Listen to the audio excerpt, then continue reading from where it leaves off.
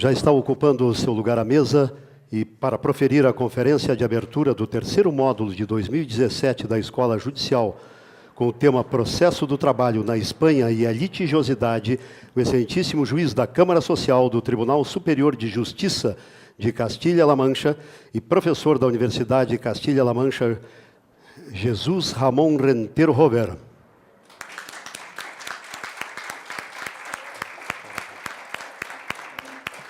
Com a palavra, o presidente da mesa, José Lúcio Munhoz.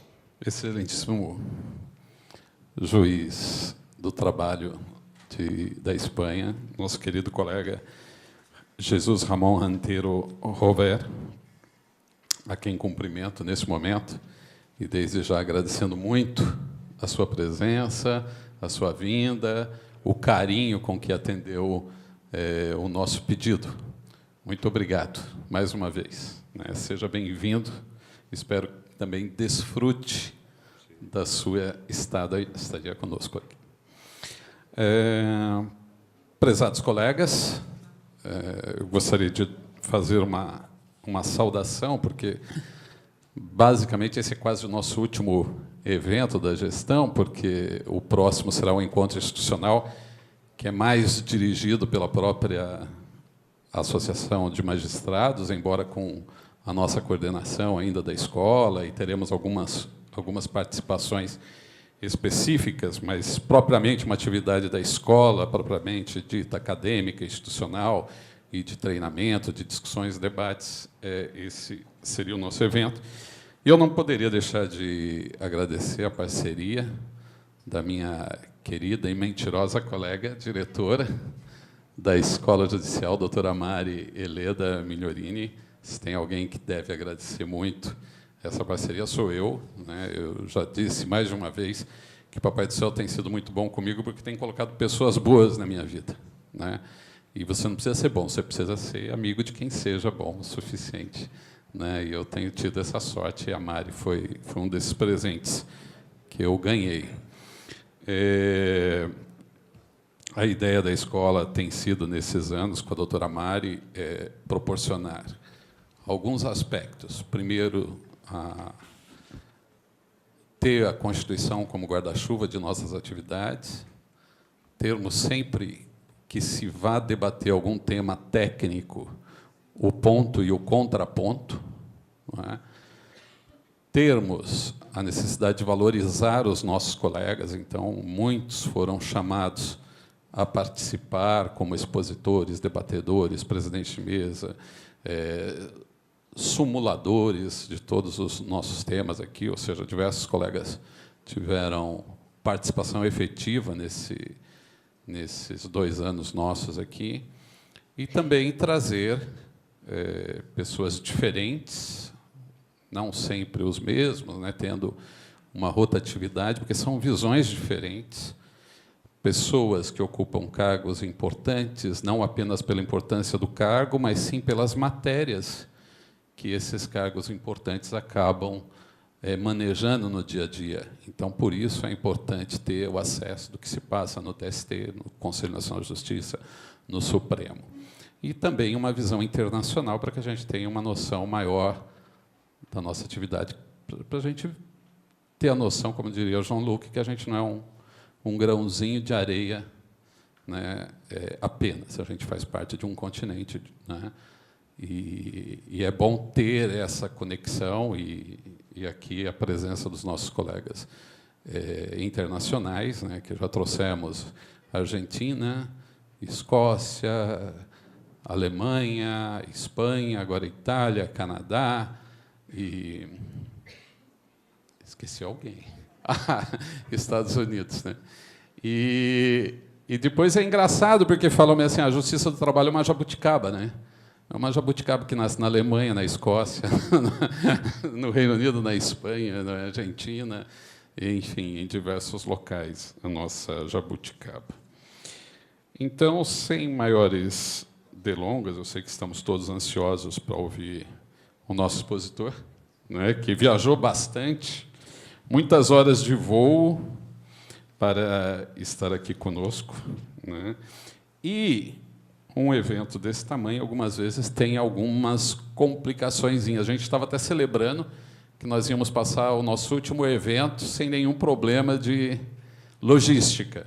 Então, talvez a gente celebrou antes da hora, porque o americano, ontem foi cancelado o voo dele, então ele só vai chegar amanhã, então a gente vai dar uma remodelada na agenda. Então, as pessoas serão as mesmas, as atividades serão as mesmas, só que iremos mudar os dias e horários um dos outros aí para acomodar essa situação, porque não é só questão do colega nosso americano, que não teve culpa nenhuma, foi a companhia que realmente cancelou o voo dele de Dallas para Nova York.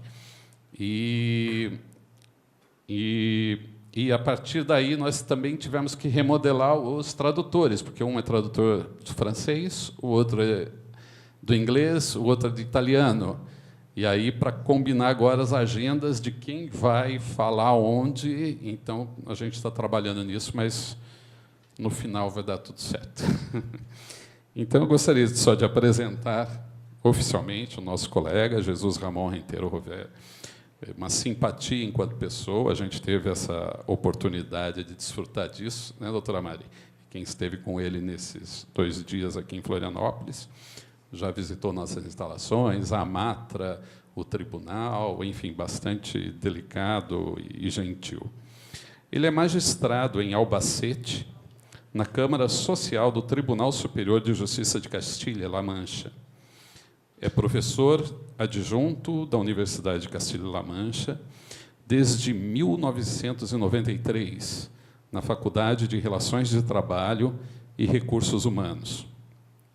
É doutor em Direito pela Universidade de Múrcia, em 1999. Atua como debatedor, palestrante, membro de mesa diretiva em atividades de formação e congressos trabalhistas na Espanha, Itália, Suíça, Alemanha, Argentina, Chile, Nicarágua, Peru, no Uruguai, Brasil. É autor de artigos, documentos e livros sobre a matéria trabalhista, processual e de questões relativas também à seguridade social. Ele falará conosco sobre o processo do trabalho na Espanha e a litigiosidade. Com vocês, o nosso colega Jesus Ramon. Boa tarde. Muito obrigado pela invitação para encontrar-me aqui. Não falo português e o colega José Lucio Muñoz me ayudará en algunos problemas de entendimiento que podamos tener. Quiero agradecer encarecidamente la invitación para estar aquí, especialmente a María Elida Miguelini y, como no, a José Lucio Muñoz, que es la persona que conectó conmigo para tener la posibilidad de encontrarme aquí esta tarde. Creo que es un evento muy importante, no por mi presencia, sino por lo que supone de poner en común regulaciones sobre temas del proceso laboral de varios países en un momento en el que posiblemente en casi todos ellos, en España también y aquí también, nos encontramos ante reformas tanto de lo sustantivo como de lo procesal. Y sin duda creo que es interesante que podamos tener otras miradas de lo que pasa en otros sitios. Reiterando ese agradecimiento, pues voy a intentar muy brevemente, con ayuda de este aparato que domino regular, cuál es, de un modo sucinto, el estado actual del procedimiento social en España. Esa es la finalidad, intentar hacer un panorama sucinto, a la fuerza, y que nos pueda dar una visión que esté relacionada, en la medida que ello sea posible, con la solución de litigios, tanto individuales como colectivos, y por lo tanto con las técnicas de solución de esos litigios.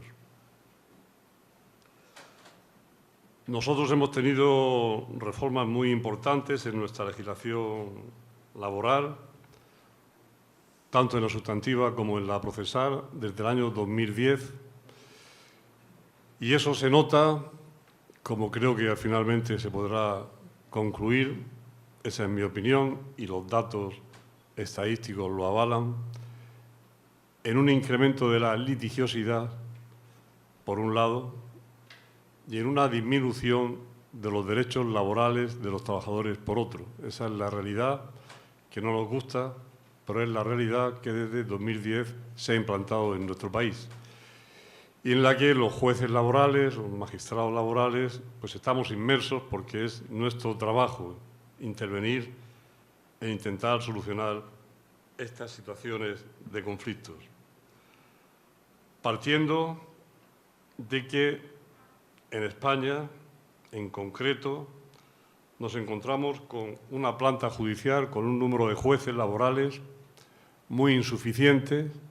Es la penúltima planta judicial de número de jueces por habitantes de toda la Unión Europea. Somos todavía 28 países miembros. Con el Brexit seremos 27 antes o después.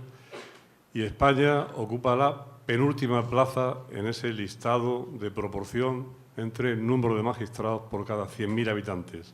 La media española es de 10,1 y la media europea es de 20. Estamos, por lo tanto, prácticamente en la mitad del número de jueces que, según la población, tendríamos que tener.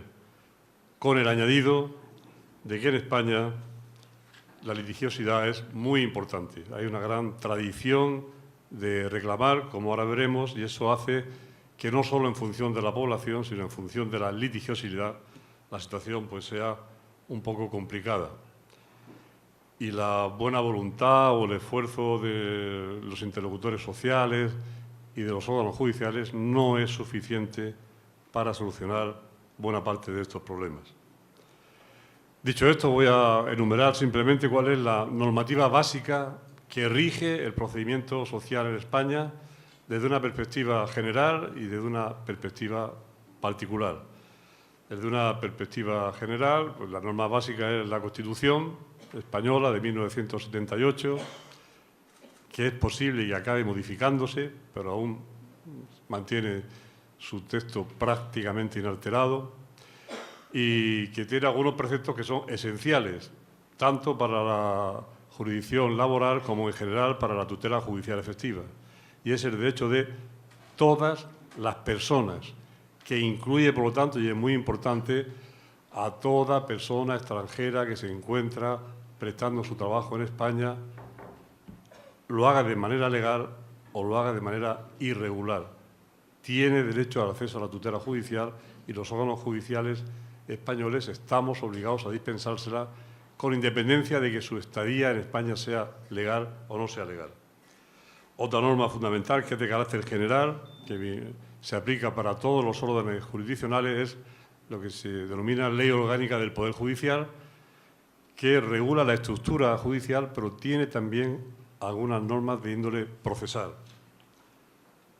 Hay una norma específica, que es básica actualmente, la Ley Reguladora de la Jurisdicción Social, que es del año 2011, que introdujo reformas muy importantes, incluso algunas reformas muy avanzadas, pero que se aprobó esa norma en plena crisis económica, de tal manera que buena parte de las reformas que eran interesantes no se están pudiendo llevar a la práctica por falta de medios debido a esa crisis económica.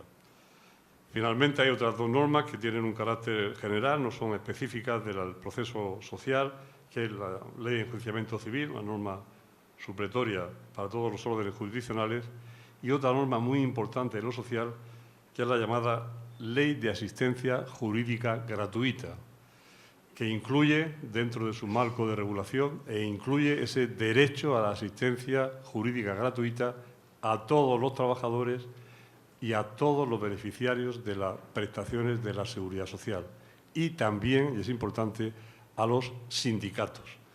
estos tres agentes sociales tienen derecho a la justicia gratuita y, por lo tanto, no tienen que pagar costes para acceder a la prestación de justicia gratuita. Dicho esto,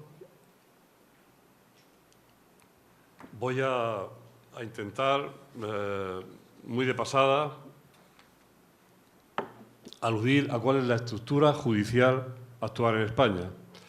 Muy parecida a la de aquí, pero no exactamente igual a la de aquí, porque tenemos varias peculiaridades. Una de ellas, hay 5 órdenes jurisdiccionales en España: civil, penal, social, contencioso administrativo, que es una peculiaridad muy importante, y por último el militar.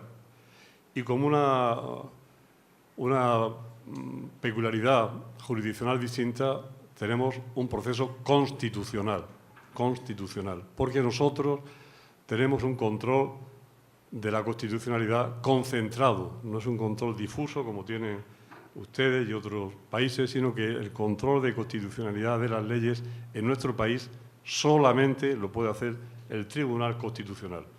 Y eso pues tiene sus problemas, sus beneficios, sus cosas a favor y sus cosas en contra. Pero eso es lo que hasta la fecha tenemos vigente.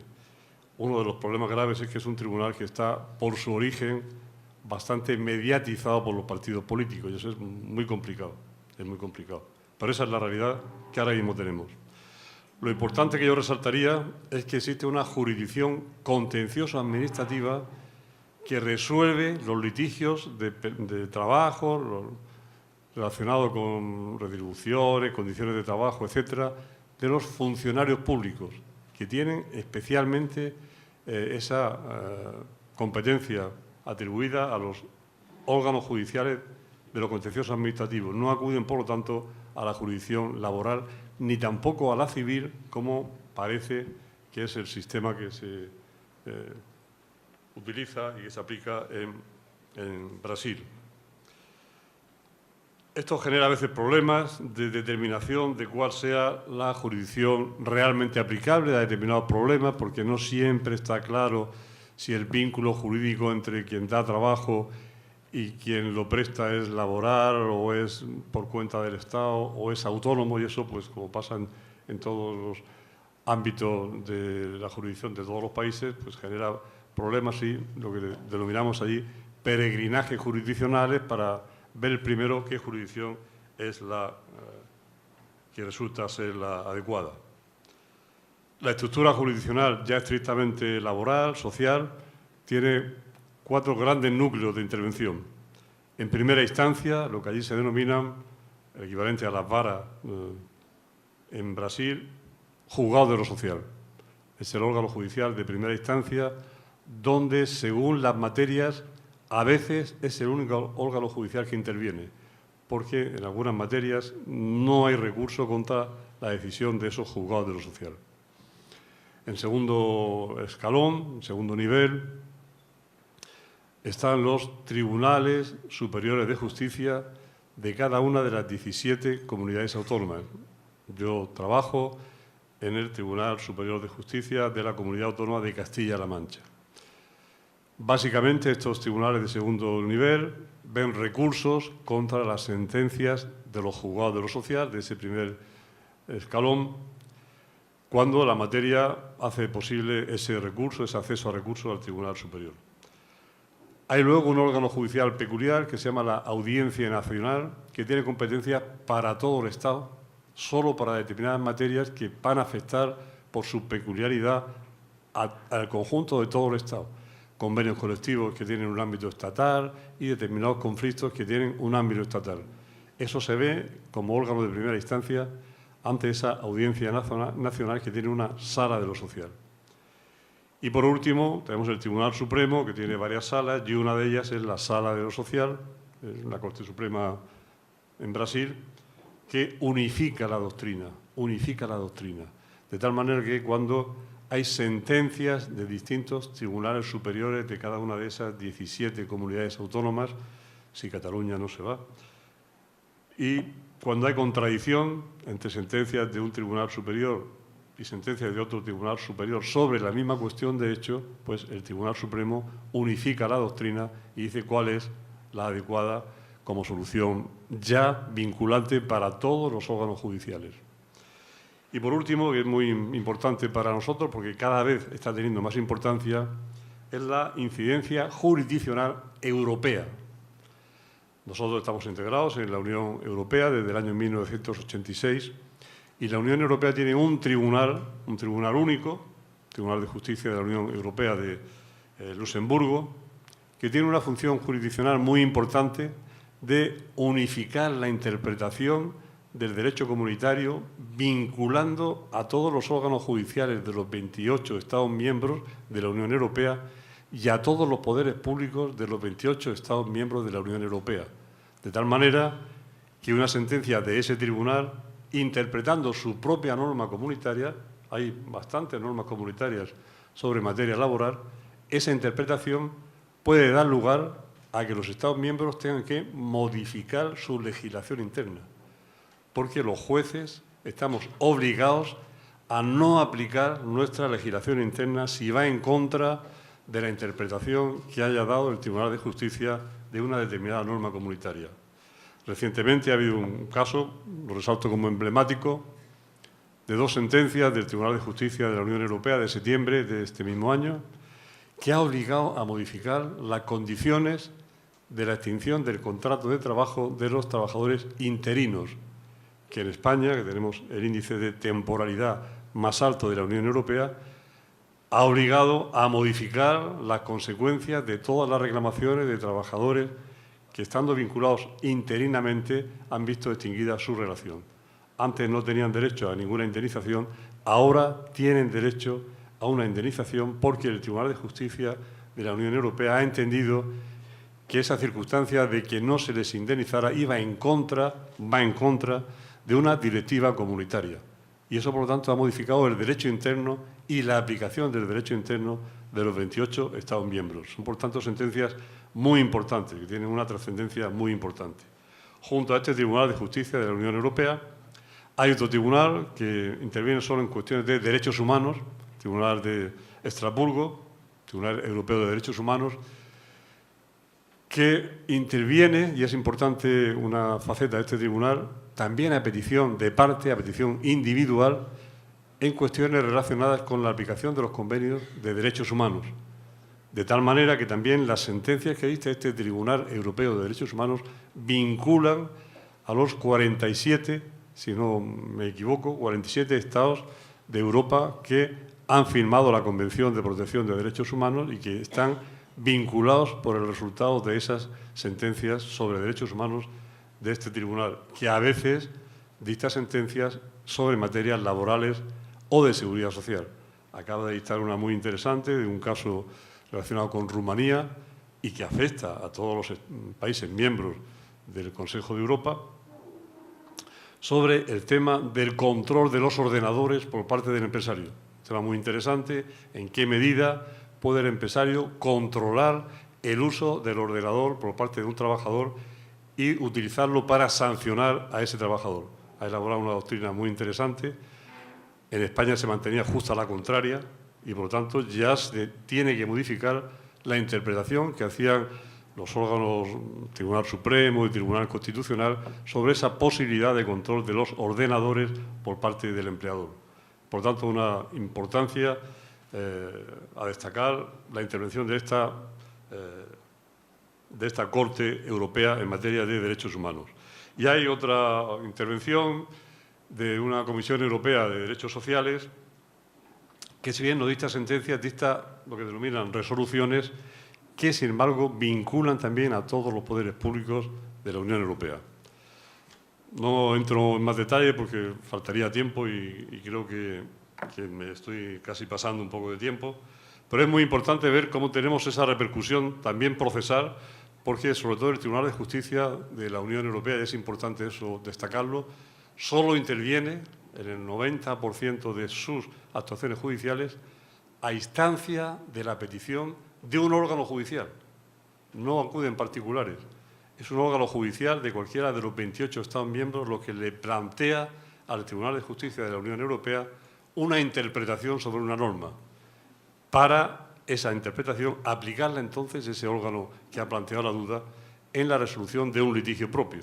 Y por tanto es una tarea de colaboración judicial entre los órganos nacionales y el Tribunal de Justicia que es singular. No existe, que yo sepa, en otros sitios. El Mercosur, por ejemplo, no tiene órganos judiciales y por tanto no hay esa relación de colaboración. Y al menos ahora mismo es una situación pues, peculiar de los operadores jurídicos de la Unión Europea. Brevemente, creo que es importante porque todo gira en torno a esto que voy a comentar ahora. ¿Cuáles son los principios generales del proceso social español? Voy a decirlo muy rápidamente. Yo los he clasificado en unos principios generales y otros principios que yo denomino complementarios. Los generales expresamente están recogidas en alguna norma con rango de ley, normalmente en la ley que regula la jurisdicción social, y son estos que he enumerado ahí: especialización jurisdiccional, inmediación, oralidad, concentración, celeridad y gratuidad. Posiblemente cualquiera de estos principios, como todos sabemos, podría dar lugar a que me extendiera, y voy a hacerlo muy sucintamente en cada uno de ellos. Voy a intentar sucintamente. Los principios complementarios que mencionaba antes son los de evitación del proceso, reequilibrio procesal, principio de efectividad y el de tendencia expansiva de la jurisdicción social. Bueno, pues voy ahora a entrar a analizar cada uno de ellos, muy por encima, y teniendo en cuenta que todos ellos están muy relacionados, de tal manera que es difícil hablar de uno de ellos y de la influencia de alguno de esos principios en nuestro proceso laboral si no se pone en relación con otro de los principios que acabo de enumerar. El primero de ellos, la especialización jurisdiccional. Hasta 1980 veníamos de una dictadura, había una jurisdicción laboral, pero dependía del Ministerio de Trabajo, era una cosa muy peculiar. Los integrantes de esa magistratura eran jueces o fiscales que hacían un segundo acceso a esa jurisdicción laboral, pero no estaban integrados dentro de la estructura del Poder Judicial. Solo a partir de estas fechas se incorporan al Poder Judicial común y se equiparan al resto de órganos judiciales. Hay varios procedimientos de acceso. Uno, el mantenimiento de los antiguos magistrados de trabajo que habían accedido por esa vía como funcionarios del Ministerio de Trabajo, aún siguen existiendo. Otro, a través de un procedimiento general de oposición con carácter general, se puede, una vez superado la oposición, acceder a la jurisdicción civil, a la social, a la penal. Otro, un procedimiento que se llama de especialización. Una vez que se es juez de cualquier órgano, se puede hacer un procedimiento de segundo grado para especializarse en materia laboral, y otro procedimiento que se llama de acceso por méritos, a través de un concurso de méritos para profesionales con un currículum relacionado con la actividad civil, penal, laboral, la concreta que pueda existir. Y un grupo muy importante, aunque se ha eliminado con la crisis en España, era el de los jueces suplentes y sustitutos, que era un tercio de los jueces españoles eran suplentes o sustitutos no integrados de modo estable en el Poder Judicial, pero que hacían un tercio del trabajo y, por tanto, hacían una función muy importante de cara a la celeridad y a la resolución de litigios individuales y colectivos.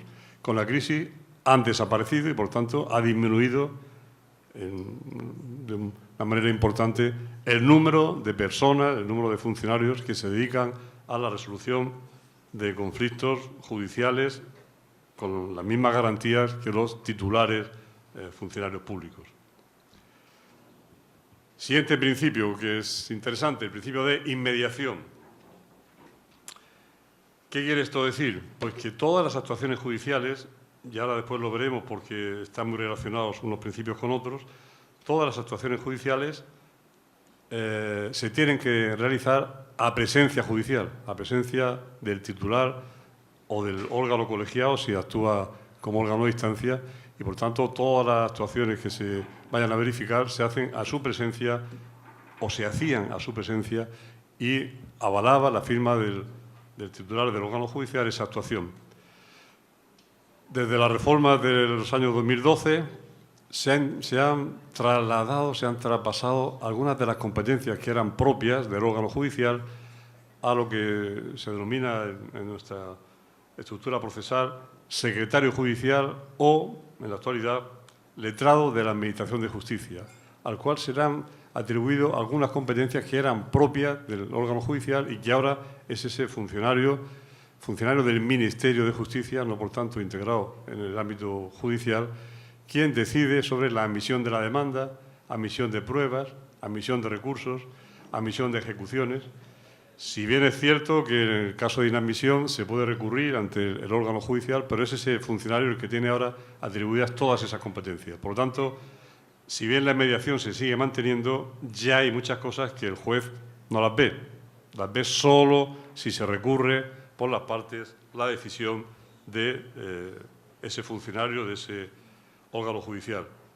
Se plantea si esta intervención no supone una cierta quiebra de la independencia judicial, en la medida que buena parte de decisiones esenciales en la prestación de tutela judicial ya no dependen en primer lugar del órgano judicial, sino que está mediatizado por esa intervención del funcionario del Ministerio de Justicia, que no olvidemos depende de la Administración del Estado, y no olvidemos, y es importante, que en el caso español por lo menos, casi un tercio de los litigios laborales son litigios contra algún tipo de administración pública, sea administración prestacional o sea administración como empleadora.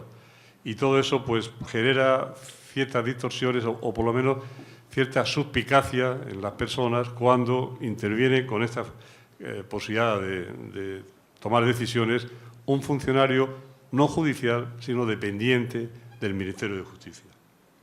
Otra consecuencia de la inmediación importante es que la sentencia tiene que dictarla el órgano judicial ante el cual se desarrolló el juicio. No puede, por lo tanto, dictarla un juez ni un órgano judicial distinto de aquel ante el cual se desarrolló el juicio.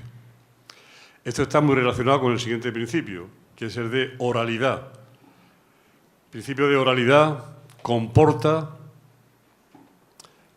con algunos matices también, y está relacionado con el principio que a continuación mencionaría de concentración, que la audiencia, donde la reclamación se sustancia en una audiencia única, por eso está muy relacionado con el otro principio de concentración, donde de modo oral la parte demandada expone sus motivos de oposición. No hay, por lo tanto, una oposición escrita.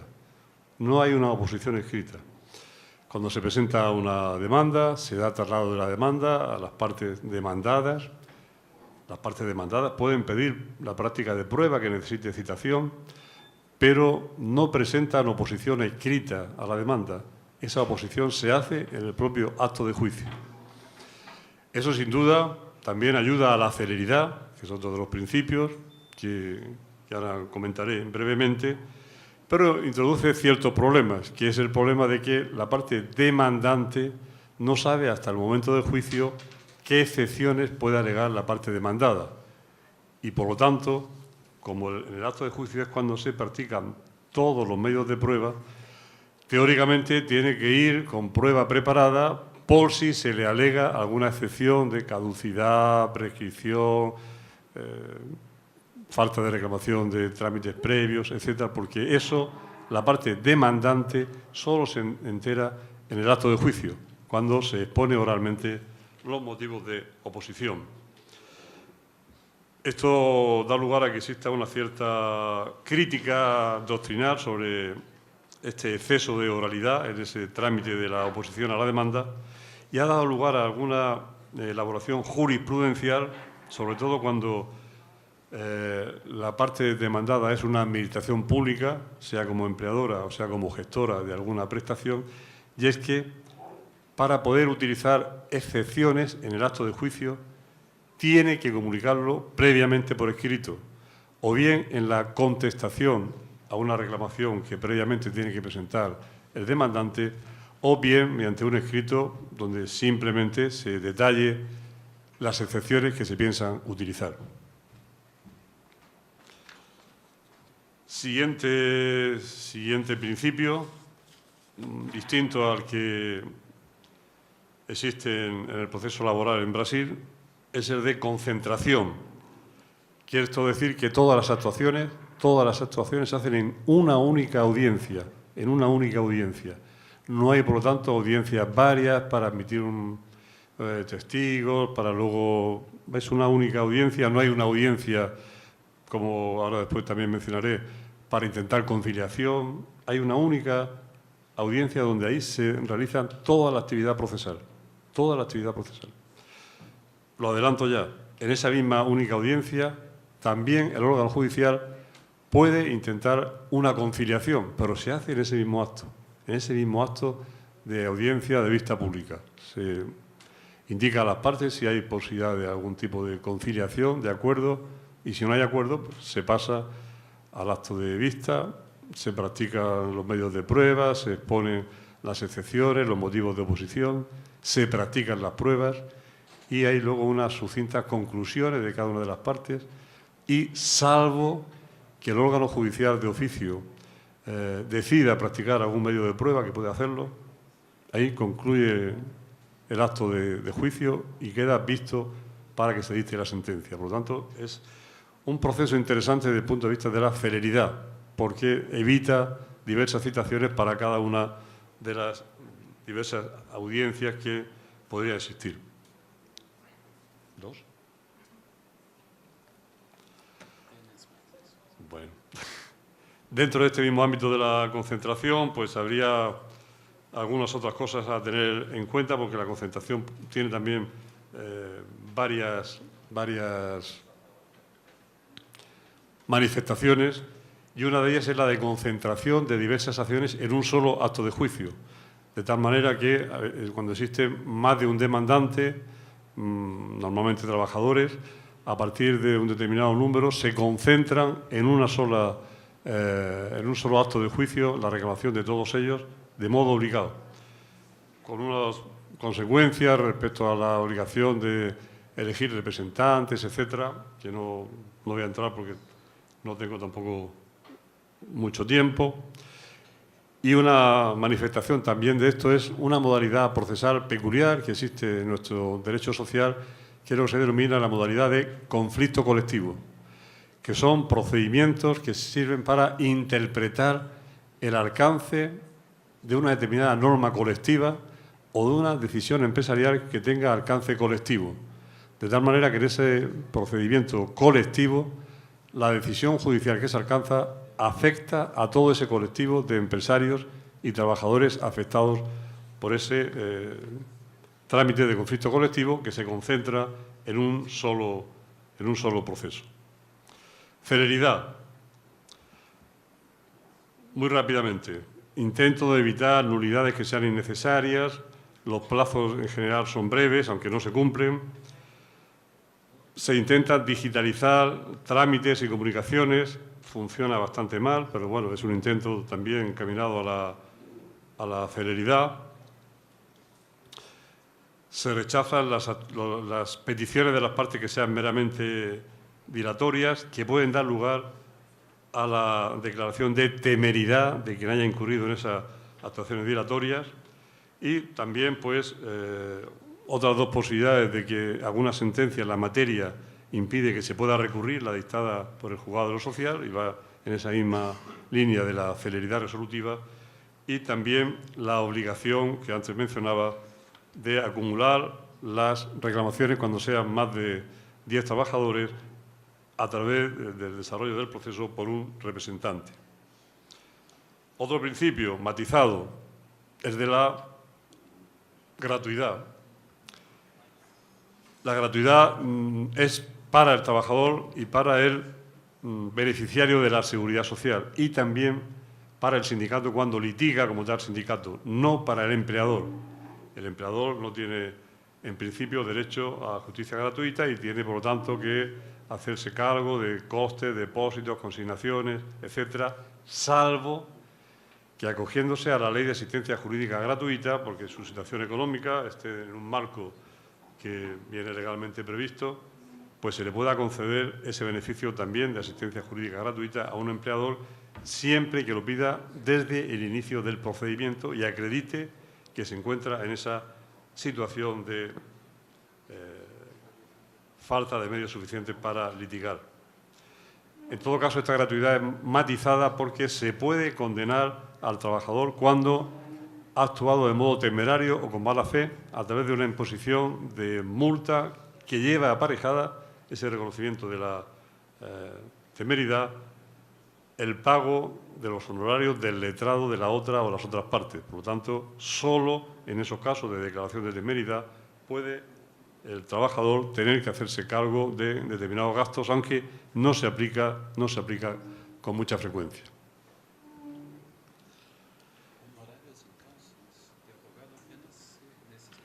Sí, únicamente. Para el trabajador. El empresario sí que puede ser condenado en costas cuando en trámite de recursos no se acepta su recurso. Lleva aparejado de modo automático la condena en costas que conlleva el pago de la minuta de honorarios del letrado de la otra parte o de las otras partes si hay más de una. Evitación del proceso.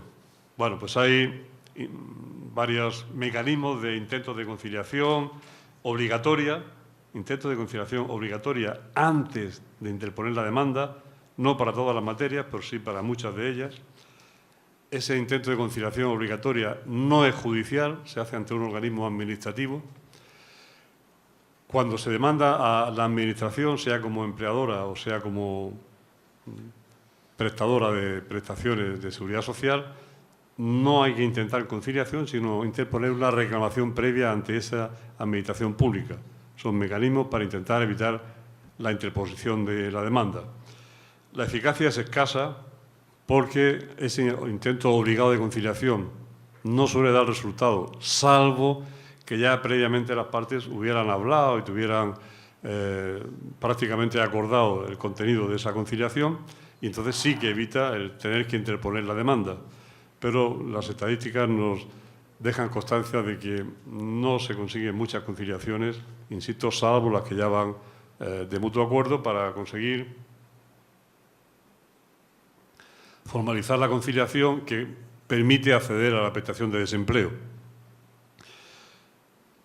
Mediación prácticamente no existe, aunque legalmente hay esa posibilidad, solo en cuestiones de conflictos colectivos o de huelga se acude a veces a la designación de un mediador para evitar el mantenimiento del conflicto, sobre todo cuando es en sectores que prestan servicios públicos.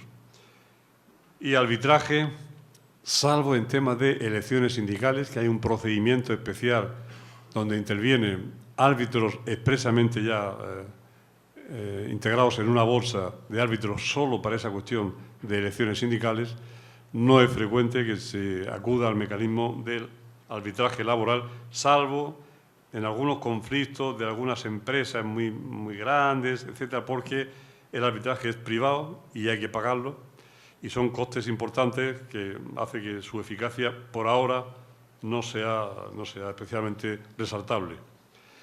En todo caso, como antes he mencionado, al inicio del proceso judicial, el propio órgano judicial tiene también que intentar que las partes, o al menos indicarle a las partes si hay posibilidad de llegar a una conciliación. Por lo tanto, en cualquier momento, hasta ese mismo trámite del inicio del juicio, puede haber una evitación del proceso, que teóricamente hace que todo sea más veloz y, por lo tanto, también que se alcance una tutela judicial más o menos en unos plazos razonables, teniendo que aprobar el órgano judicial el contenido de esa conciliación.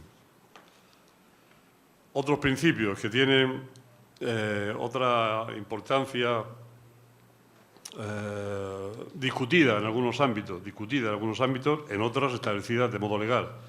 Es lo que se denomina de reequilibrio procesal. Se parte de que hay una situación de desigualdad, no solo material, sino también incluso procesal, entre una parte y otra parte, porque uno tiene más, en principio, más facilidad de acceso a medios de prueba, etcétera, etcétera, y por lo tanto, pues hay una obligación recogida legalmente en algunos casos, jurisprudencialmente en otros, de que el órgano judicial intervenga para reequilibrar esa situación.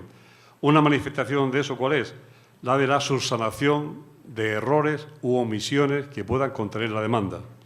No cabe en nuestro proceso laboral que una demanda se archive porque sea insuficiente en su relato, tenga omisiones, tenga errores, etcétera. Hay una obligación de comunicárselo a la parte demandante para que dentro de un determinado plazo subsane, rectifique esos errores o esas omisiones. Y es, por lo tanto, una intervención que intenta reequilibrar esa situación de desigualdad porque, aunque no es frecuente, los trabajadores pueden acudir sin abogado. No es frecuente, pero pueden hacerlo. Y, por lo tanto, eso también es un mecanismo que hace teóricamente viable ese acceso sin el asesoramiento de personal letrado. Otra manifestación de este reequilibrio procesal, lo que la jurisprudencia ha llamado la búsqueda de la verdad material. Búsqueda de la verdad material que se concreta en la norma procesal en la posibilidad de que, de oficio, el órgano judicial, una vez que ha concluido la audiencia, pueda ir a acordar la práctica de determinados medios de prueba para clarificar determinados aspectos del litigio que él no considera suficientemente acreditados. No puede o no debe el órgano judicial simplemente decir que no ha quedado acreditado, sino que debe intentar, por su parte, acordar esos medios de prueba, siempre que con eso no introduzca un desequilibrio en favor de la otra parte, pero estando obligado a indagar la búsqueda de la verdad material para luego aplicar la norma que resulte ser la adecuada al concreto litigio. En ese marco, pues hay una norma sobre carga de la prueba, quién está obligado a probar unas cosas o a probar otras, que es una aplicación de la norma general de la Ley de Enjuiciamiento Civil. Hay un principio general, indubio pro operario, en la aplicación del derecho y también en la interpretación de los hechos. Y hay un principio doctrinal interesante, que es la cualificación o la determinación de que el juez laboral debe ser imparcial, pero no debe ser neutral en la medida en que está obligado a intentar el ejercicio adecuado de los derechos sociales. Y en esa medida debe facilitar que se pueda ejercer el derecho, aunque si no se considera finalmente con la suficiente acreditación la cuestión que se está planteando, pues se desestime la demanda, pero debe facilitar el acceso de la parte que se considera procesalmente más débil a esa petición de justicia. Otro principio peculiar, que no está recogido como tal principio expreso, pero que se desprende de una serie de normas concretas de la norma procesal. Es lo que la doctrina y alguna jurisprudencia denominamos la sindicalización procesal o sindicalización del proceso. ¿Qué quiere decir eso? Pues que la norma procesal se refiere con cierta frecuencia a la intervención como un sujeto privilegiado del sindicato o de la representación sindical. Por ejemplo, voy a hacer alguna mención de alguna cuestión. Cuando reclaman más de 10 trabajadores una misma cuestión, he dicho antes que se concentra la demanda en un solo acto de juicio y se puede designar como representante de todos ellos a un representante sindical, de tal manera que ese trabajador que representa a un determinado sindicato puede actuar él solo en representación de todos los demás trabajadores afectados. Otra posibilidad, otra intervención que es manifestación de esta cierta sindicalización del proceso laboral es que los sindicatos pueden interponer demanda en beneficio genérico de los trabajadores, identificando qué trabajadores son de una determinada categoría, de una determinada empresa, y pueden interponer la demanda. Y el resultado de ese proceso afectará a esos trabajadores, aunque no estén afiliados al sindicato, siempre que de modo expreso no indiquen esos trabajadores que no se quieren ver representados en ese litigio. Por lo tanto, es una posibilidad de intervención procesal muy peculiar, pero muy interesante porque evita que el trabajador individualmente tenga que acudir a interponer la demanda contra su empleador, que a veces genera situaciones de cierta tensión en los trabajadores. Y, por lo tanto, bueno, pues permite esa cierta sindicalización procesal. Como he comentado antes, hay una modalidad procesal específica para el cómputo de los resultados de las elecciones sindicales en las empresas, donde se impugna el laudo arbitral que se puede haber dictado en esos supuestos de desavenencia sobre el resultado de la intervención procesal.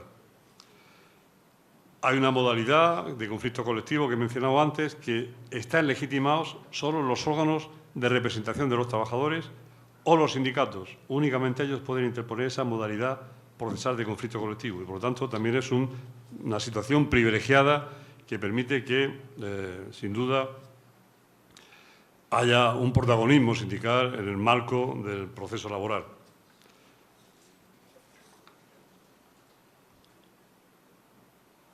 Último principio al que me voy a referir, es de la efectividad de la tutela, judicial social.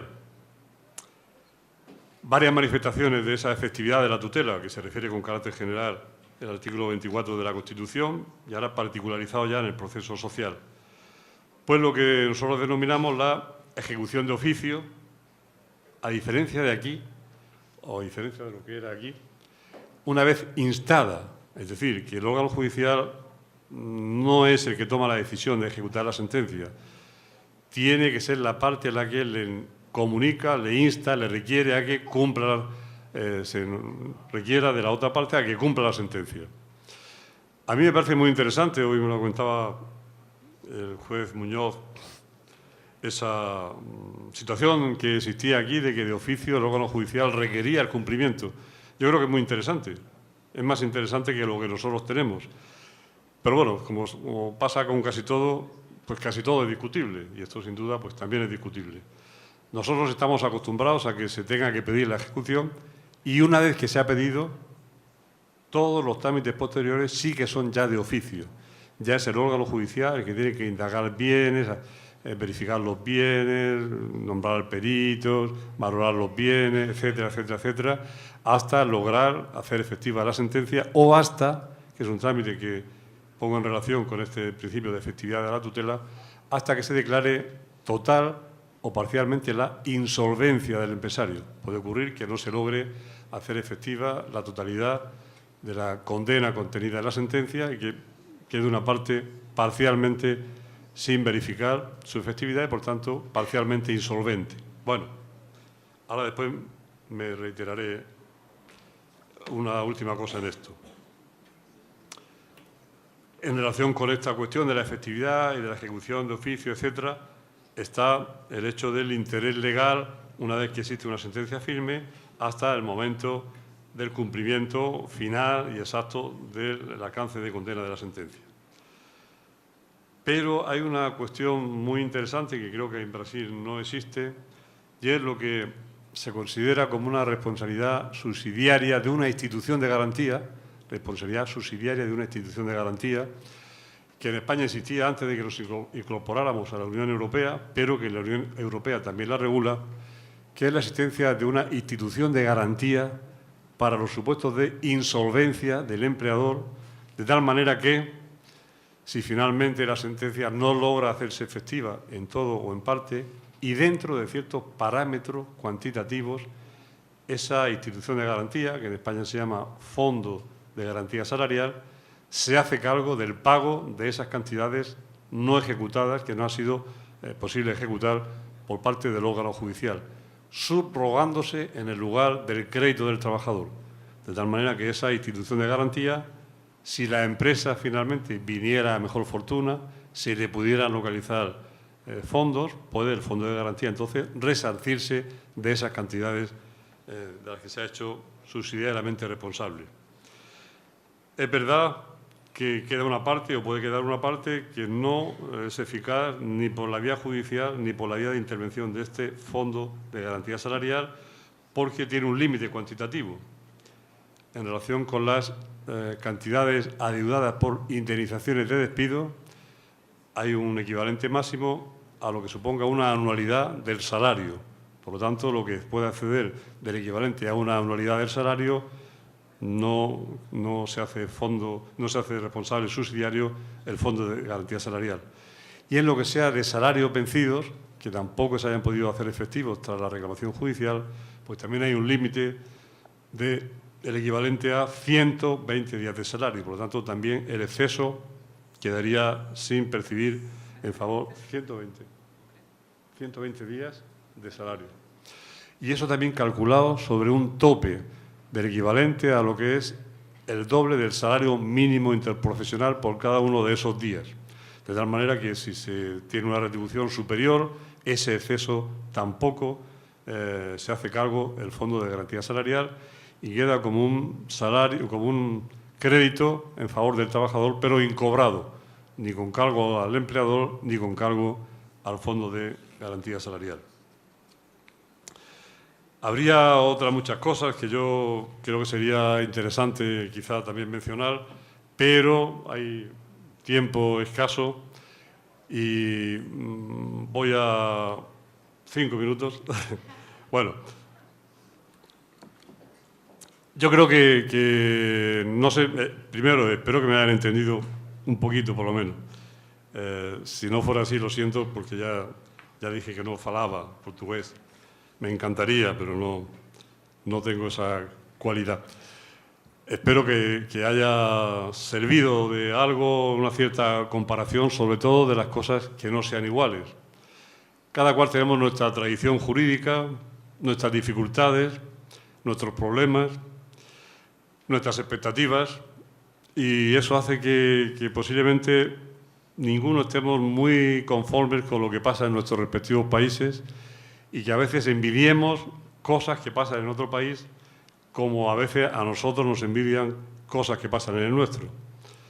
Es propio de que, en el fondo, pues vivimos en un sistema social con dificultades, con contradicciones, con intereses contrapuestos, que hace que no siempre sea fácil conseguir que todo el mundo esté de acuerdo. En todo caso, yo creo que es importante que tengamos claro cuál es la función de la jurisdicción social. La jurisdicción social tiene una peculiaridad, existe por algo especial, no solo porque exista una relación jurídica particular originada por el contrato de trabajo, es también porque tiene unos principios que son propios, que nosotros entendemos que es lo que debe impregnar y diferenciar a la jurisdicción social, sobre todo de la civil, que es el origen de donde se acudía antes de la existencia de esta jurisdicción especializada a plantear reclamaciones, que no era gratuito, que no había celeridad, etcétera, etcétera. Yo creo que es importante el que tengamos estas comunicaciones. Yo he aprendido mucho, la verdad, en estos días de estancia aquí. Espero seguir aprendiendo mucho. Desde luego me ha gustado mucho venir, me ha gustado mucho conocer esta bonita ciudad, me ha gustado mucho conocer a muchos colegas de aquí. Y por esto acabaría mi intervención, y si hay alguna cosa que puedo intentar aclarar, con la ayuda de José Lucio, pues estoy a su disposición. Muchas gracias.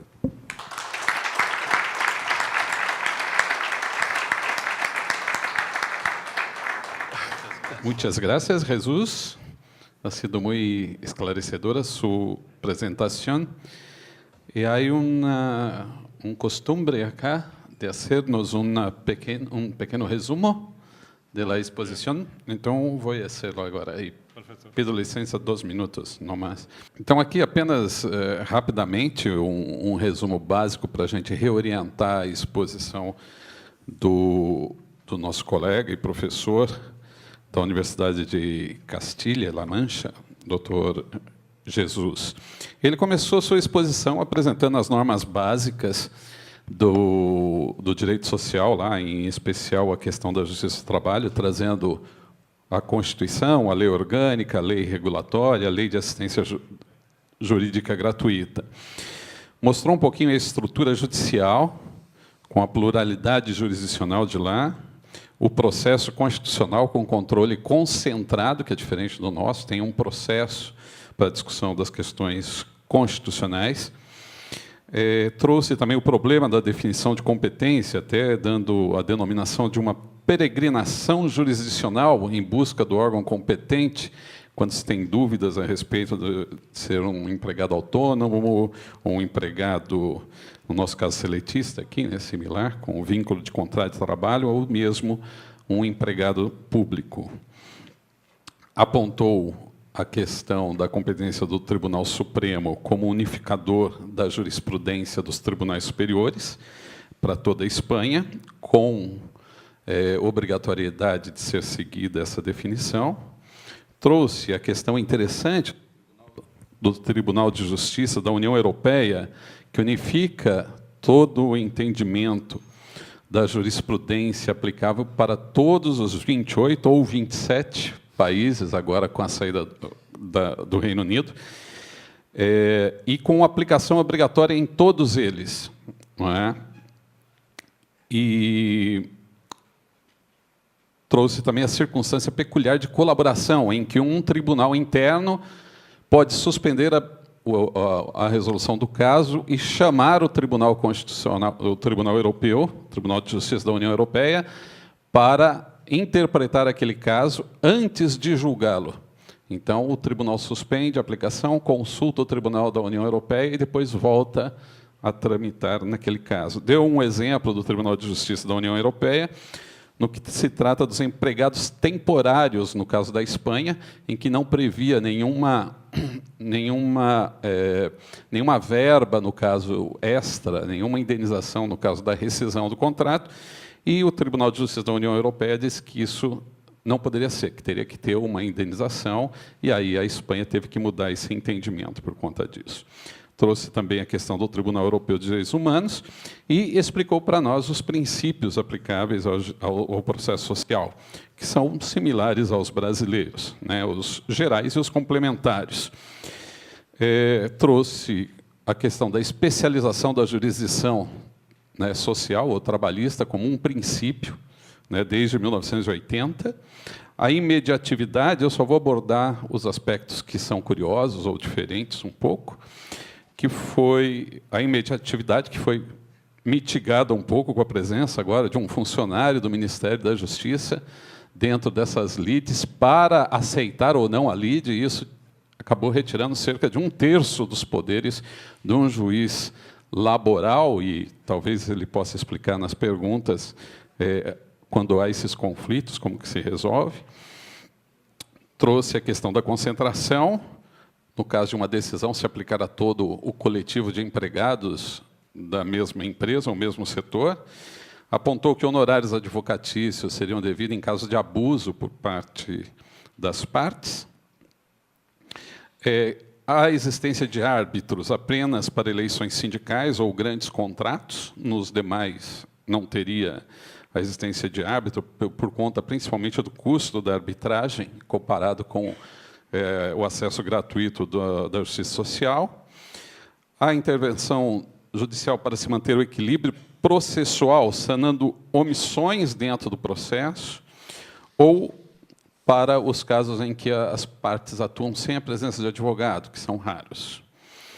O princípio relatou o princípio da imparcialidade, mas não neutralidade do juiz laboral, ou seja, porque o juiz está em busca da efetividade dos direitos sociais e, portanto, ele tem uma função, e essa função demonstra que ele não é neutro, embora ele tenha que ser imparcial. Trouxe a questão da sindicalização processual, com a substituição processual, necessitando da nominação dos substituídos, ou essa substituição também poderia se dar por representação das comissões de representantes de trabalhadores, e não apenas pelo próprio sindicato atuando, mas também por esses representantes. Apontou que a execução de ofício, lá eles atuam com a execução de ofício, mas o início tem que ser solicitado pela parte. Então, a parte que ganhou solicita, e a partir daí eles executam todo o resto de ofício. Se não houver solicitação, não atuam. Trouxe uma coisa que se aplica lá, que é o Fundo de Garantia Salarial, nos casos de condenação sem efetividade na sua execução. Então, nesses casos, há um fundo em que se garante, naqueles que houver uma despedida injusta e que teria garantia de emprego, há um limite, esse fundo pagaria até 1 ano de salário para essas circunstâncias, e para salários não recebidos, até um limite de 120 dias de salário. E ainda assim, esses 120 dias de salário até o limite de cada salário sendo o dobro do salário mínimo nacional. E explicou, por fim, nos lembrou, por fim, a função e razão de existir da nossa jurisdição social. É muito mais rico, né, a apresentação do nosso querido colega e professor, e, desse modo, eu abro, então, a palavra aos colegas para algumas poucas questões, aí, caso tenham interesse. Doutor Lúcio, o senhor me ajuda. Gostaria só de saber dele quais são as principais reclamações dos empregados contra os empregadores lá na Espanha. Horas extras, se tem indenização por dano moral. Quais são os principais direitos sociais que são violados na relação de emprego? Bueno, pues yo creo que son comunes en todos sitios, creo. La competencia social española es para cuestiones relacionadas con el contrato de trabajo y con la seguridad social. Jubilaciones, invalideces, también es competencia de la jurisdicción social.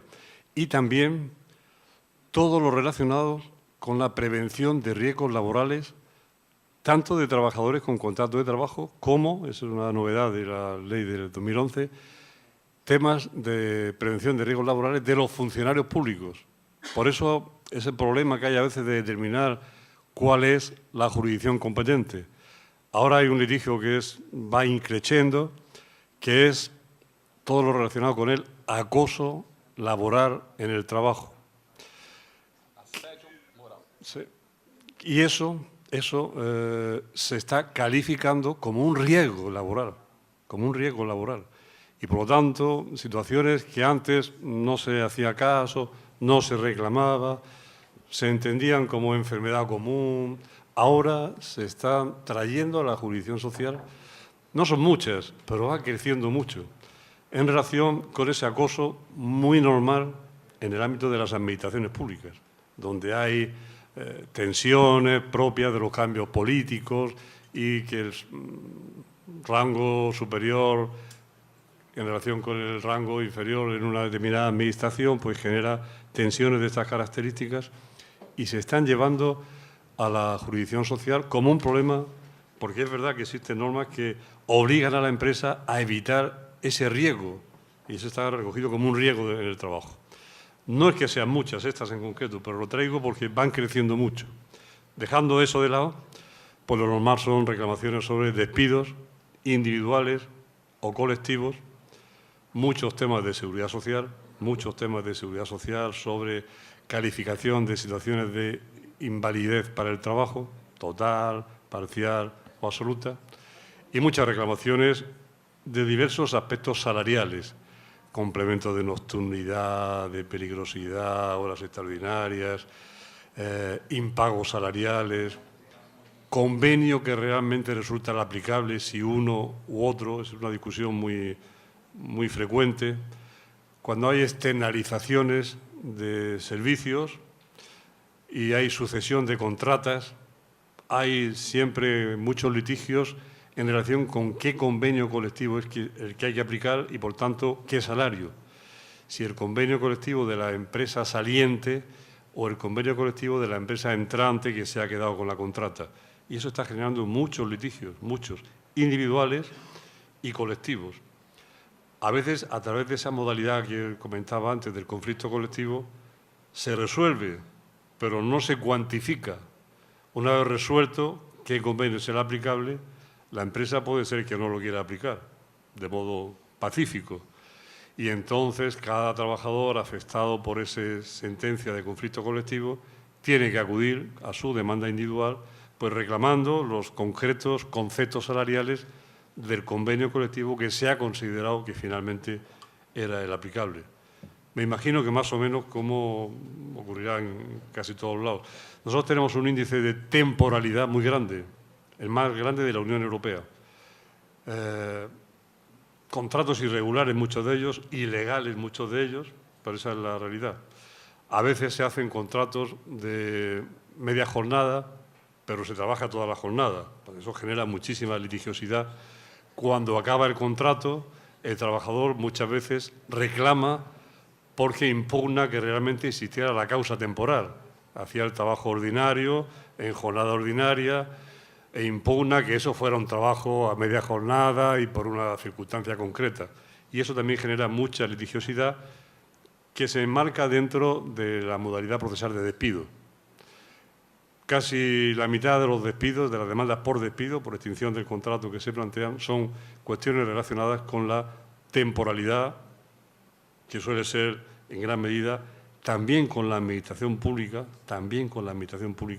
contratos temporales ilegales.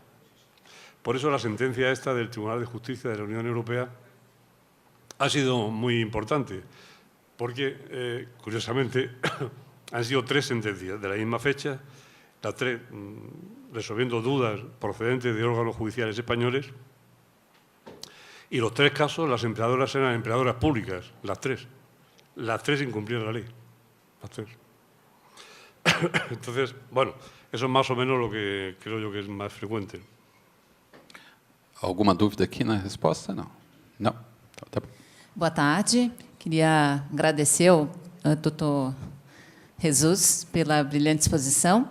E eu tenho uma curiosidade a respeito do prazo prescricional nas ações trabalhistas lá. Como é que se processa na Espanha? Pues hay varias situaciones. Hay una situación que no es de prescripción, es de caducidad, que son básicamente las reclamaciones contra despido. Esas reclamaciones por despido tienen un plazo de caducidad que incluso el órgano judicial, en teoría, está obligado a apreciarla de oficio, si las partes no se han dado cuenta, de 20 días. 20 días. Sí. Ese plazo se interrumpe cuando se inicia el trámite de reclamación previa o cuando se inicia el trámite, si se reclama contra una administración, porque es una empleadora pública, cuando se interpone la reclamación previa. Transcurrido el trámite de intento de conciliación o transcurrido el plazo para contestar a esa reclamación previa, continúa el cómputo de esos 20 días. Son días hábiles, se descuentan sábados, domingos y festivos, y como norma procesal general se puede presentar al día siguiente hasta mediodía, pero son 20 días. Y eso es un tema peligroso, porque, insisto, que si la empresa no se ha dado cuenta, no ha contado bien y no alega la caducidad, en teoría, los órganos judiciales, tanto en instancia como en recurso, incluso como en el Supremo, si se dan cuenta, de oficio, anulan todo por caducidad. Y es, por lo tanto, un tema ahí muy peligroso. El otro plazo de prescripción se aplica prácticamente en casi todas las demás reclamaciones, es un plazo de 1 año. La prescripción se interrumpe, con arreglo a las normas generales de nuestro Código Civil, pues por reclamaciones de cualquier naturaleza, y se inicia de nuevo el cómputo. De tal manera que una reclamación verbal, si se acredita que se hizo una reclamación verbal o por escrito o de cualquier manera, un intento de conciliación, todo eso hace que comience el cómputo de un nuevo año. Y, por lo tanto, eso permite alargar los plazos si, por la circunstancia que sea, pues el trabajador no tiene todavía claro, está esperando a ver si hay una negociación de convenio, en fin, está en situaciones que no quiere llegar a plantear la demanda judicial, pero tampoco quiere perder los efectos retroactivos de su derecho. Entonces, puede hacer esas interrupciones de la prescripción, que, insisto, es solo de 1 año. En temas de seguridad social, algunas cosas concretas tienen plazos menores al año y otras son imprescriptibles, si bien los efectos económicos retroactivos son solo de 3 meses. Temas de viudedad, determinados temas, no prescriben nunca. Un viudo o una viuda puede pedir la pensión a los 4 años, a los 5, porque no la pidió, no se dio cuenta o cualquier circunstancia, pero los efectos económicos favorables solo serán 3 meses desde que lo pidió. Básicamente es eso, básicamente. Luego, los temas de tutela de derechos fundamentales, que es una modalidad procesal específica. En términos generales, no siempre, pero en términos generales son también 20 días. 20 días, pero no es siempre. Depende del tipo de derecho fundamental que se plantea vulnerado.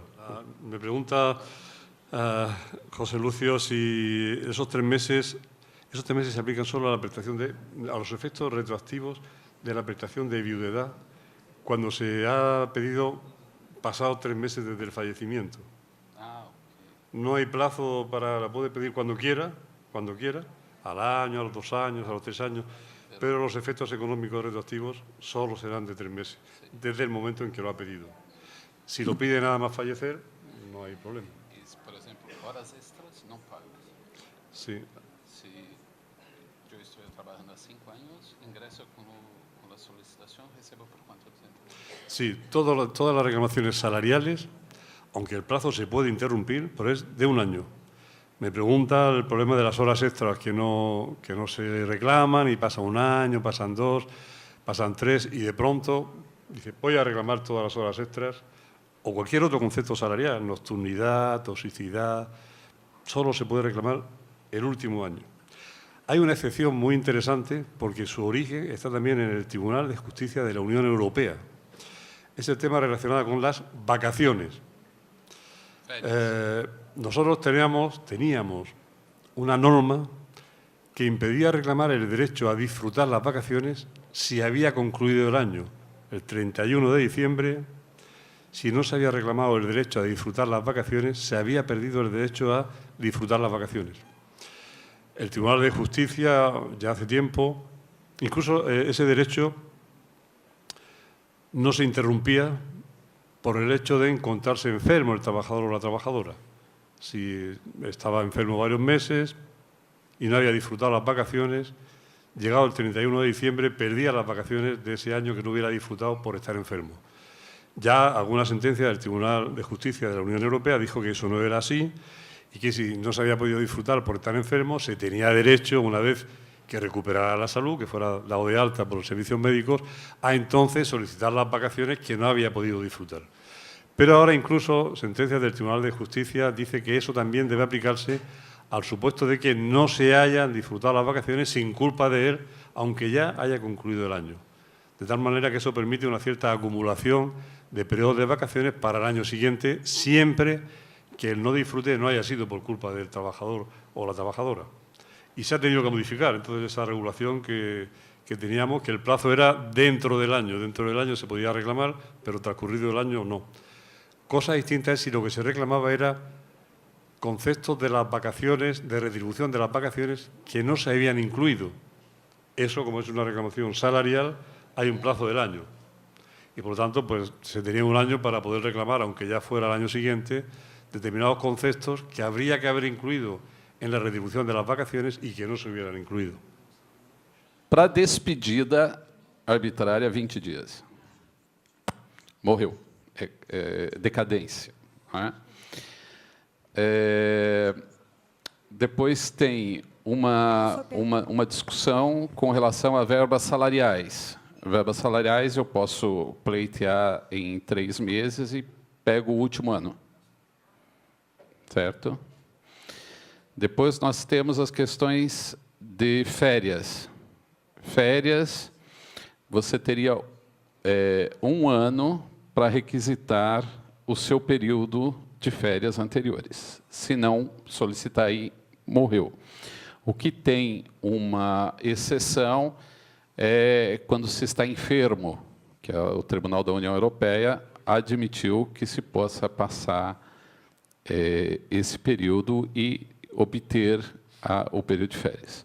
Ainda tem uma questão só, que eu lembrei aqui, que é o pagamento de alguma parcela salarial que não foi incluída nas férias.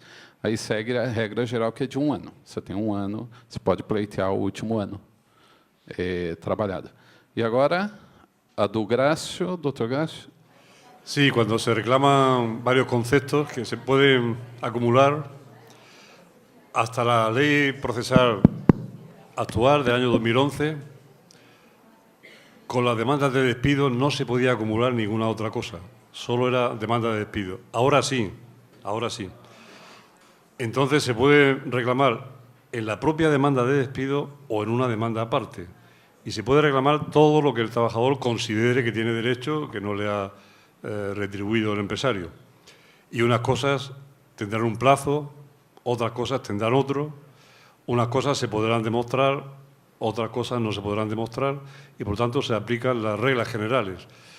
Si se reclama en la misma demanda cosas ya prescritas, porque son de hace más de un año, y otras cosas que están dentro de plazo, lo que es importante tener en cuenta es que la prescripción hay que alegarla por quien se beneficia de ella. Por lo tanto, el empleador tiene que alegar que hay prescripción. Si no lo alega, el órgano judicial no puede de oficio aplicarla. Y eso es importante. Es importante por dos cosas. Una, porque cuando se demanda contra la Administración como empleadora, Administração pública. sí, si la Administración pública no contesta a la reclamación previa, da el silencio, no puede luego en el acto de audiencia, en el acto de juicio, no puede alegar la prescripción. No puede alegar ninguna excepción, ninguna excepción. Tenía que haber contestado y haberlo dicho en esa contestación. Y eso es importante, porque a veces por el cúmulo de trabajo, por dejadez, por desidia, la Administración no contesta, no contesta. Y luego en la audiencia dice, prescripción, porque esto es de hace 2 años. Ya no cabe la posibilidad de alegar ni esa excepción ni ninguna otra en la oposición a la demanda en el acto de juicio. Tenía que haberlo hecho contestando a la reclamación previa. Y esa doctrina, eso está recogido en la ley procesal, pero esa elaboración jurisprudencial incorporada ahora a la ley, poco a poco se va extendiendo también al campo del empleo privado, de tal manera que hay ya muchas sentencias, no está unificado, pero hay muchas sentencias que dicen que si el empleador no acudió al intento de conciliación y no opuso en ese intento de conciliación, que no llegaba a un acuerdo porque estaba prescrito, que luego esa alegación de prescripción no podría hacerla tampoco en la audiencia. Eso no está unificado y, por tanto, bueno, hay soluciones para un gusto, soluciones para otro, pero se está generando una corriente favorable a eso porque, sin duda, genera indefensión o puede generar indefensión al trabajador que reclama, no sabe lo que va a contestar el empleador en el acto de juicio y no puede llevar medios de prueba para cualquier excepción imprevista, ex novo que le puedan plantear en el acto de juicio. Y sí que hay jurisprudencia que dice que la prescripción, en todo caso, si no se alegó en el acto de juicio, no se puede alegar en vía de recurso. Y eso antes tampoco era así. Eso ya hay jurisprudencia unificada de que no se puede omitir toda mención a la prescripción y luego, cuando se recurre ante un tribunal superior o ante el Tribunal Supremo, alegar entonces la prescripción de la reclamación concreta que sea. Pero la caducidad es de oficio. La caducidad de oficio. A decadência de ofício, agora o resto. Eu queria primeiro parabenizar nosso colega Jesus pela tão enriquecedora conferência. Eu tinha certeza que seria assim, já pude me abeberar nesses últimos dias disso.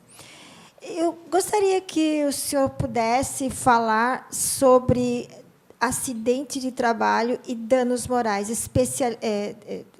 as indenizações por danos morais. Como é que é isso na Espanha?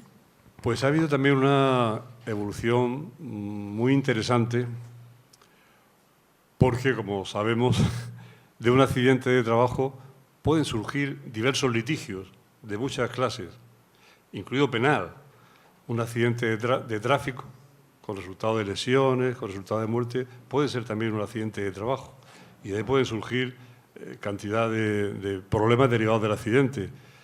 Si el trabajador fallece, puede haber problemas de viudedad, de orfandad. Hay cantidad de problemas, de subsidios temporales, de pensiones definitivas, de calificación de si eso era un accidente de trabajo o no. Todos esos problemas, antes, cada uno de ellos se resolvía en una demanda distinta. Ahora, la ley obliga a concentrar todas las reclamaciones relacionadas con el mismo accidente en una sola. De tal manera que en una sola reclamación, ante el órgano judicial social, dejando de lado el aspecto criminal o el aspecto penal, que eso tiene su competencia propia, que puede incluso dar lugar a que se suspenda el juicio social hasta que recaiga sentencia penal, pero es un tema que dejo ahí aparcado. Todo lo demás, que es muy frecuente, se ve acumulado en una sola demanda ante la jurisdicción social, donde se puede tener que analizar muchas cosas. Primero, en muchos casos, si había o no relación laboral. Si había o no relación laboral. Porque muchas veces el trabajador ni estaba dado de alta, el empresario dice que ese señor pasó por allí, no lo conocía. Eso es muy frecuente. Lo primero que hay que hacer es probar si hay o no relación laboral. En segundo lugar, ¿qué salario sería el aplicable? Si no estaba dado de alta en Seguridad Social, no existía boletín de cotización, no se sabía cuánto ganaba, porque de todo eso derivará la posible responsabilidad, en su caso, de la Seguridad Social como institución subsidiaria o del propio empleador. Todo eso hay que verlo en el marco del mismo juicio. Luego, el resultado de las lesiones, si esas lesiones son o no invalidantes. Si son invalidantes para el trabajo habitual, para toda clase de trabajo, todo eso hay que verlo también en el mismo proceso. Y luego, si ese siniestro tuvo origen laboral o no, Y si tuvo origen laboral o no, ¿en qué medida había o no responsabilidad del empresario por incumplir sus obligaciones de seguridad? Ayer, paseando por la playa tan bonita que tenemos enfrente del hotel, vimos dos trabajadores limpiando la fachada de un edificio. Le hice una foto, sería para ponerla ahí, sin cascos, sin medidas de seguridad, a 40 metros del suelo. Imagino que estarán dados de alta en Seguridad Social, imagino. Imagino que no habrá problemas de otras características, pero ahí hay un claro incumplimiento de medidas de seguridad que son obligación del empresario. Eso también se puede analizar en el mismo litigio. Porque eso, en el caso nuestro es así, imagino que aquí también, si hay un incumplimiento de las medidas de seguridad, la empresa, y eso no se puede asegurar, es con cargo exclusivo a la empresa, tiene que pagar un recargo de todas las prestaciones a que tenga derecho ese trabajador, o su viuda, o su huérfano si fallece. Pero además de eso, también se puede acumular, y antes no, antes eso se veía en la jurisdicción civil, ahora se puede ver acumulado en un solo litigio, por eso son litigios muy complicados, en la propia jurisdicción social y en el propio único litigio, la indemnización de daños y perjuicios por diversos aspectos que hayan, incluso daños morales, etcétera, etcétera, como consecuencia de las resultas de ese accidente, si ha sido, incluso aunque no haya sido, por culpa del empresario. Por tanto, es un pleito muy complejo donde interviene el empresario, el trabajador o sus herederos, la seguridad social, mutuas patronales que existen en España para hacer frente a las resultas de accidentes de trabajo, a veces más de una empresa, porque ha habido sucesión empresarial o grupo de empresas.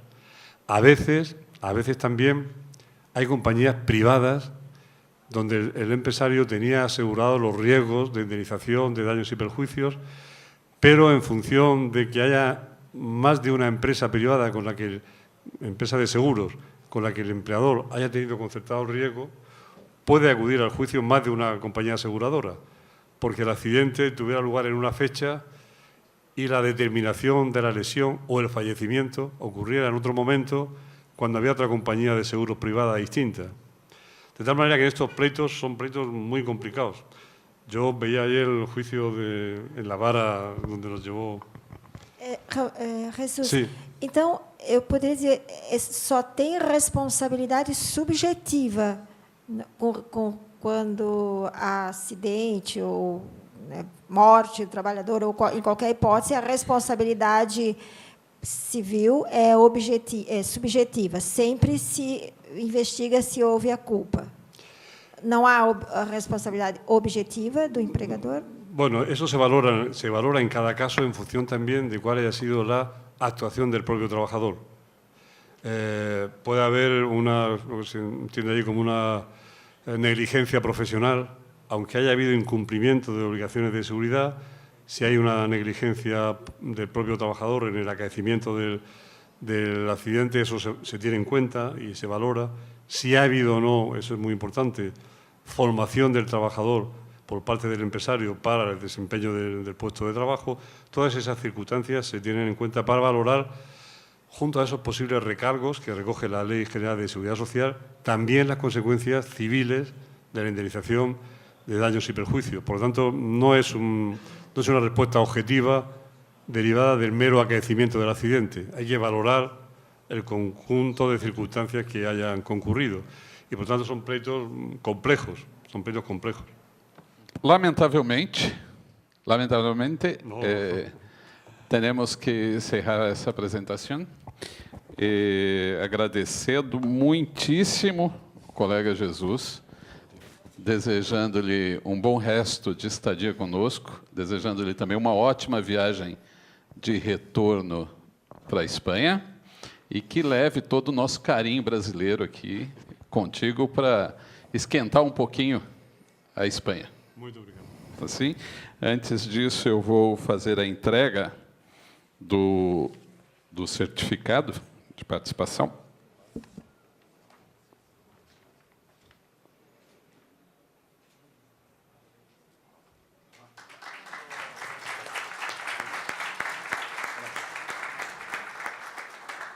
Só dar uma explicação adicional com relação à prescrição das férias, tá bom? Lá na Espanha. Opa, quase cai aqui. A questão das férias, depois eu perguntei melhor para o nosso colega, Jesus, e ele esclareceu o seguinte, colegas, ele esclareceu o seguinte, que você tem que solicitar suas férias até o final do ano corrente. Então, nós estamos em 2017. As férias de 2017, você tem que usufruí-las até 31 de dezembro, você tem que pedi-las. Se você não pedir até 31 de dezembro, dançou, tchau. Ao que se discute, usufruir as férias, não mais daí, não mais. O que algumas decisões estão dando, mas ainda não planificadas, diz respeito a indenizar esse período de férias que você não usufruiu. Mas muitos julgados dizem que não também, que acabou, morreu e pronto. Entendeu? Se não pediu até 31 de dezembro, pode ser pedido administrativo ou judicial. Administrativo ou judicial, mas até 31 de dezembro. Se você não pediu, dançou. Alguns julgados estão dando a indenização desse período, mas não todos. É isso? Muito bem.